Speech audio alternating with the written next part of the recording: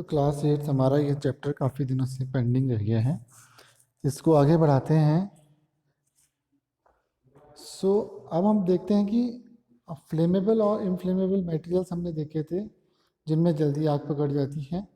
कुछ होते हैं जो हाईली फ्लेमेबल होते थे, जैसे कि केरोसिन हो गया, एलपीजीज हो गई, और कुछ लेस फ्लेमेबल होते हैं और कुछ इनफ्लेमेबल होते हैं जिनमें आग जल्दी नहीं पकड़ती है। आग को अगर पकड़ लिया, कि हमने सुना है आग लग गई, किसी फैक्ट्री में आग लग गई, तो जहाँ पे आग लगती है उस आग को कंट्रोल कैसे करते हैं। हमने देखा है कि घर में भी अगर कहीं पर कोई चीज़ जल रही हो, अचानक उसको बुझाना हो, तो व्हाट वी डू, हम लोग क्या करते हैं, हम लोग उसमें we pour water into the fire, या we pour water on the fire. What happens when we pour water in the fire? It brings down the ignition temperature. हमने ignition temperature की बात की थी। ignition temperature क्या होता है? वो टेम्परेचर जिस पर हमारा मटेरियल बर्न करना शुरू करता है, वो कहलाता है हमारा ignition temperature. तो हमको करना क्या है, हमको ignition temperature से नीचे ले आना है टेम्परेचर। हमें ignition टेम्परेचर या भी सीधे सीधे कहीं टेम्परेचर बढ़ा देना है। टेम्परेचर किसी चीज़ से, या फिर तो इग्निशन तो हम जब उसको ठंडा कर देंगे तो उससे क्या होगा कि इग्निशन टेम्परेचर क्या हो जाएगा, बढ़ जाएगा, यानी कि उसको ज़्यादा हीट की ज़रूरत पड़ेगी। दूसरा क्या होगा, वाटर जिस समय हम डालेंगे जलती हुई आग में, it will convert into vapours, and vapours will cut the supply of oxygen. Vapour से ऑक्सीजन की सप्लाई क्या हो जाएगी, कट जाएगी, और वेपर से ऑक्सीजन जब आएगी तो आग बुझने लगेगी। तो पानी दो काम कर रहा है, एक तो उसको गीला कर रहा है, गीला करने के कारण उसमें क्या हो रहा है, इग्निशन टेम्परेचर में चेंज आ रहा है। क्या हो रहा है, जो टेम्परेचर है वो इग्निशन टेम्परेचर से नीचे चले जा रहा है, यानी कि उसको और एनर्जी चाहिए जलने के लिए, जो कि उसको इतनी आसानी से अब मिलेगी नहीं, क्योंकि हम लोग उसमें लगातार वेपर पानी डाल रहे हैं। और दूसरा, वाटर वेपर्स में कन्वर्ट हो रहा है, और वेपर से अब वो vapours is cutting the supply of oxygen. So there are three essential requirements for producing fire. Can you list these requirements? These are fuel, air, and oxygen, and heat to raise the temperature of the fuel beyond the ignition temperature. यही तीन requirement है। क्या requirement है, एक तो fuel होना चाहिए हमको, यानी कि ये जो मटेरियल जो जल सकता है वो होना चाहिए। दूसरा, एयर सप्लाई यानी कि ऑक्सीजन की सप्लाई होनी चाहिए। और तीसरा होना चाहिए हीट। हीट क्या करेगी, जो कि उसके इग्निशन टेम्परेचर का तक उसको पहुंचा सके, उसके इग्निशन टेम्परेचर तक पहुंच सके, के ऊपर चला जाए बल्कि। तो फायर, यही तीन चीज़ें फायर को कंट्रोल करने का काम भी करेंगी। किस तरह से, अगर इन तीन चीज़ों को काटना शुरू करेंगे तो क्या होगा, अगर ये तीन चीज़ें कटनी शुरू हो जाएंगी तो फायर क्या हो जाएगी, कंट्रोल हो जाएगी। तो fire can be controlled by removing one or more of these requirements. The job of fire extinguisher is to cut the supply of air or to bring down the temperature of the fuel or both. तो ये काम किसका है, तो fire extinguisher का काम क्या है, ऑक्सीजन की या तो सप्लाई काट दे, या इग्निशन टेम्परेचर को कम कर दे, ज़्यादा कर दे, जिससे कि ज़्यादा हीट की रिक्वायरमेंट हो जाए। ठीक है, फ्यूल पे तो ज़्यादा कुछ काम कर नहीं पाएगा। तो हमको अब इसके अलावा किस टाइप का फ्यूल बर्न हो रहा है, इस पर भी डिपेंड करता है, और आग किस तरह से लगी है, ये दो चीज़ों का भी आप हमेशा ध्यान रखेंगे। इन दो चीज़ों का क्वेश्चन, क्योंकि अगर आग, सबसे पहले देखिए अगर कहीं पर आग लगी हो तो ये देखा जाता है कि क्या इलेक्ट्रिक सप्लाई है या इलेक्ट्रिक सप्लाई कम हो चुकी है, या शॉर्ट सर्किट से आग लगी है। क्योंकि शॉर्ट सर्किट से अगर आग लगेगी तो क्या होगा, उस अगर हम उसमें पानी डालेंगे तो current can flow into the water, water में करंट फ्लो कर सकता है, तो वहाँ पर हम वाटर का इस्तेमाल नहीं करेंगे। अब हम पढ़ते हैं थोड़ा सा फायर एक्सटिंग्विशर के बारे में। फायर एक्सटिंग्विशर हमारे स्कूल में भी आपने देखा होगा, जो कार्यालय का गेट है उसके पास में फायर एक्सटिंग्विशर एक लगा हुआ है। The most common fire extinguisher is water, but water works only when the things like wood or paper are on fire. If electric equipments are on fire, water may conduct electricity and harm those who is trying to douse the fire. जो आग बुझा रहे हैं उनको नुकसान कर सकता है कौन? पानी, क्योंकि इलेक्ट्रिसिटी क्या कर सकती है, आप तक फ्लो कर सकती है, क्योंकि वाटर जो हमारा टैप वाटर होता है वो कंडक्टर ऑफ इलेक्ट्रिसिटी होता है। उसके अलावा उसमें कुछ मिनरल्स भी मिल जाएंगे। तो do you recall that water is heavier than oil? No. अगर ऑयल की आग लगेगी तो क्या होगा? वाटर ऑयल से क्या होता है? हैवी होता है। तो जैसे ही हम आग बुझाएंगे, व्हाट विल हैपन? ऑयल क्या करेगा? वाटर के ऊपर फ्लोट कर जाएगा और आग चलती रहेगी। सो ऑयल की आग को भी पानी से नहीं बुझाया जा सकता है।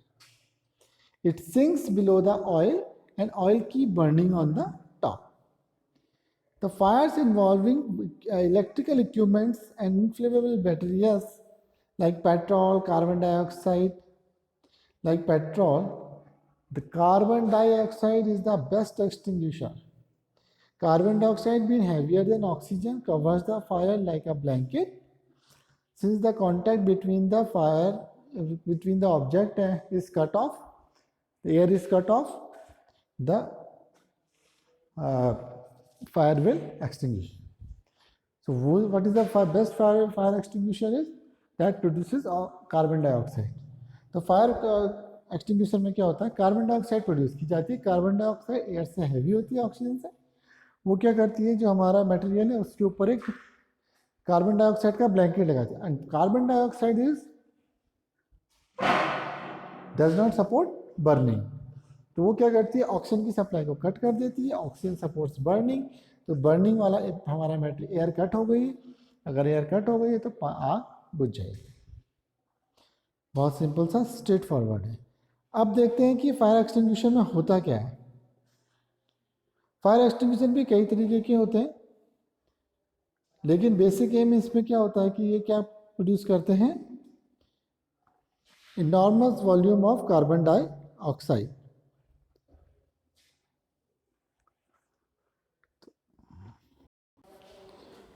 तो कार्बन डाइऑक्साइड को हमको सप्लाई को बढ़ाना है, जिससे कि क्या होगा? ऑक्सीजन की सप्लाई को वो ब्लैंकेट कर देगा, यानी कि काट देगा। इससे क्या होगा? इससे क्या होगा कि फ्यूल का जलना बंद हो जाएगा। कार्बन डाइऑक्साइड जो हमारा मिलता है उनको किससे मिलेगा? फायर एक्सटिंग्विशर से। फायर एक्सटिंग्विशर कैसे काम करता है? फायर एक्सटिंग्विशर में जो हमारे केमिकल्स में होते हैं उसमें सोडियम बाइकार्बोनेट यानी कि baking soda and potassium potassium bicarbonate होता है। और क्या होता है? इसके अलावा इसमें रिलीज क्या होता है? Carbon dioxide release and a lot of dry powder of chemical like sodium bicarbonate and potassium bicarbonate near the fire is released. तो ये क्या करेगा? हमारा कंबशन को बंद कर देगा, एयर की सप्लाई को कट कर देगा। Okay, types of combustions. Combustions कितने तरीके के होते हैं, इसका मतलब क्या है? देखिए, कुछ मटेरियल्स हम देखते हैं कि बहुत तेज़ी से एकदम से जल जाते हैं। जैसे हम देखते हैं कि जो हमारी गैस है घर की, वो एक छोटी सी चिंगारी से भी जल जाती है। इसीलिए हम लोग कहते हैं कि अगर घर में गैस लीक हो रही हो तो कोई भी इलेक्ट्रिक स्विच को भी ऑन नहीं करना है। सबसे पहले अपने घरों की खिड़कियों को खोल देना है, क्योंकि ये हाईली इन्फ्लेमेबल है।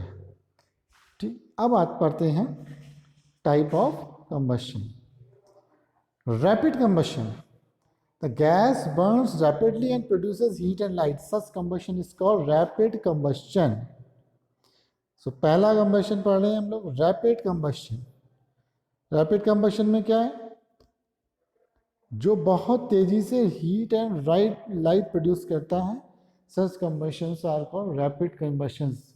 और कई बार ये रैपिड कंबशंस अनकंट्रोलेबल हो जाते हैं एंड ऐसे बिहेव करते हैं जैसे एक्सप्लोजन। अभी आप लोग अगर न्यूज़ देखते हैं तो हाल ही अभी कल की घटना है कि बेरूत में एक कंबशन हुआ है, बहुत हाईली एक्सप्लोजन हुआ है। तो वो क्या है, तो रैपिड कंबशन हो गया है। These are substances like phosphorus which burns in air at room temperature। तो रूम टेम्परेचर पे ही जल जाती हैं, इतनी ज़्यादा हाईली इन्फ्लेमेबल होती हैं इनके, मतलब इनका कंबशन क्या है, बहुत फास्ट है, बहुत कम टेम्परेचर चाहिए इनको जलने के लिए। These type of combustions in which materials are suddenly burst into flames without the application of any apparent cause is called spontaneous। Spontaneous माने अचानक होने वाला, एकदम से कंबशन हो जाएगा बिना किसी एप्लीकेशन के। जैसे हमारे पास कुछ पटाखे होते हैं ना जिसको पटकते हैं, तो वो एप्लीकेशन होगी। तो विदाउट एप्लीकेशन अगर कोई बर्न हो रहा है तो वो कंबशन कहलाएगा spontaneous combustion. Spontaneous combustion of coal dust has resulted in many disastrous fires in coal mines। Spontaneous forest fire, spontaneous forest fire, एक बार आग लगी तो फॉरेस्ट फायर क्या होती है, अनकंट्रोलेबल हो जाती है। तो these are called spontaneous combustions due to heat of sunlight or due to lightning strikes। However, most forest fires are due to carelessness of human beings। It is important to remember that campfires must be completely extinguished before leaving the forest after the picnic और a visit. तो mainly तो ये जो सबसे ज़्यादा आग लगती है वो हमारी ह्यूमन लापरवाही के कारण लगती है, बिकॉज वी कीप, अगर हमने कभी कैंप वैम्प लगाया, वहाँ खाना वाना खाया, उसके बाद ढंग से आपको नहीं बुझाएं। तो these things should be taken care. Explosion, we generally have fireworks on festival days when a cracker is ignited, a sudden reaction takes place with an evolution of heats, light and sound। A large amount of gas is formed in the reaction is liberated। Such a reaction is called explosion। तो explosion क्या है, जहां पर sound भी produce हो रही है, heat, light and sounds. Sounds can also take place if pressure is applied on the cracker. तो कुछ वैसे क्रैकर्स होते हैं, हमने देखे होंगे, जिनमें हम प्रेशर अगर लगाते हैं तो क्या हो जाते हैं, फट जाते हैं, एक्सप्लोजन्स, एक्सप्लोड कर जाते हैं। तो ये कहलाते हैं क्या, इस तरह के कंबशन को हम कहते हैं एक्सप्लोजन। तो 3 तरह के कंबशन हमने अभी देखे, स्पॉन्टेनियस, एक्सप्लोजन और तीसरा क्या था, तीसरा था rapid. Rapid, spontaneous and explosion. तो इन तीनों के बाद हम अगला टॉपिक नेक्स्ट क्लास में करेंगे।